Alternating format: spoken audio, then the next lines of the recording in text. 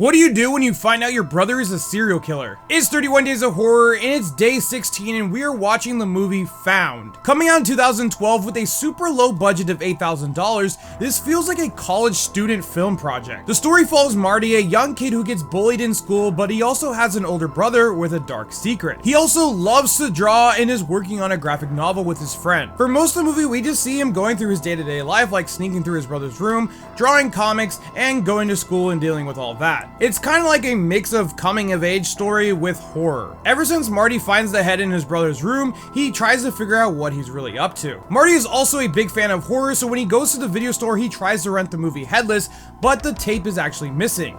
Well, it turns out that it's actually in his brother's room, so him and his friend watch the movie Headless together. Funny enough, the people who actually helped make this movie made another movie called Headless by the same name that's supposed to be the movie inside this movie. I actually haven't watched this movie yet, but I just heard that it's more so gory with zero substance, so I don't know if I'm gonna check it out. The film in the movie follows a bloody slasher that is wearing a skull mask. This is actually the first time that we see any blood in the movie, and it seems like they used most of their budget on the internal movie of this movie. Some people might find this scene kind of gross, but to me, with how fake it looks, it really didn't bother me.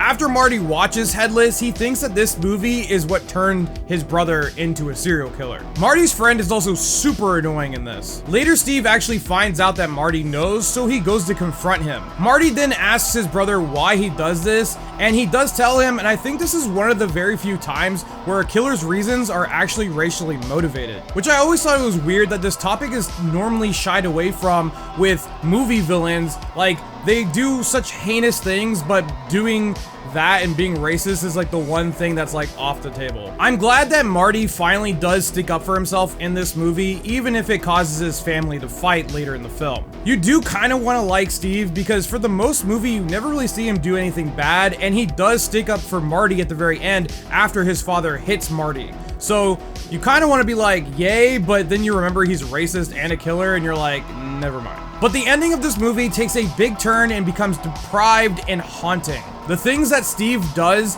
just by the sounds alone, because we can only see through the eyes of Marty, is crazy. For a story about a brother who's a serial killer, we never really actually see him do any of it. The most brutal scene in the movie is actually from the movie that's within the movie Headless. The ending was dark, but it's not overly bloody or brutal. I think if the movie dived deeper into why Steve does what he does and show a little bit more of his side of things, I think the movie would have been a little bit better. I get that the story is told through the eyes of Marty, but I heard that this movie was really messed up, and I'm kind of disappointed that it's not. While the themes are dark and it's tragic what happens at the end, the movie fails because it has such a low budget and the writing is just poor and the acting is really not all that great. It wasn't a bad film per se, just it wasn't a great film. On a scare meter, this gets a 0 out of 10. On a blood meter, this gets a 4 out of 10. And that's why I give Found a 5 out of 10. If you guys like this video, hit that like button if you guys want to see more, hit that follow button, and as always, thanks for watching.